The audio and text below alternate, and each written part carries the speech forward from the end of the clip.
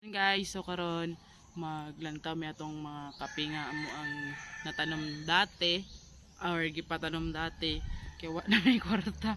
So amo lang taon og pwede na ma-harvest. So tara guys.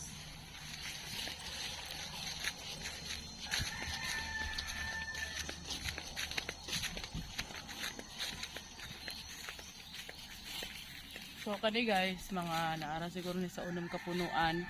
Rumay na lang namin maipon-ipon niya, namin mapagaling mga baligya.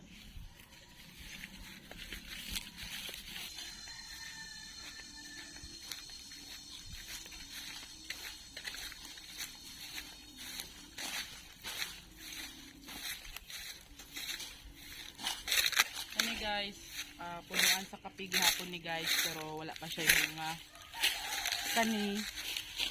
Naana siya ay bulak guys. Naana siya bulak na. Kanin ka pa mulak ra pud yapon. Pero kanang siya nanay bunga ginagmay. Kaluyan sa Ginoo.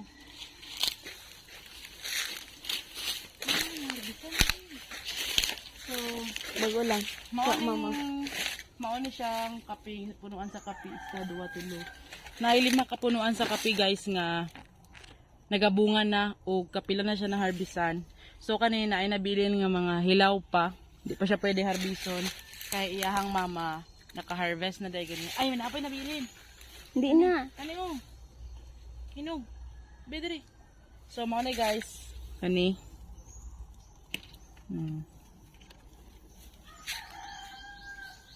Naay mga hinog pa.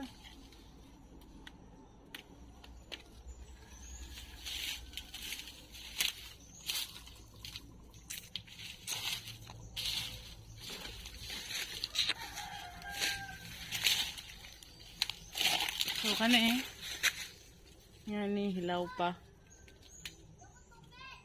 Hilaw pa jud siya no, so pohon makaluyan, maka-harvest na pud kami ulit. O katong iban nga punuan dito namunga na siya pero gagmay pa bata pa. So mao na to guys, og daghang salamat.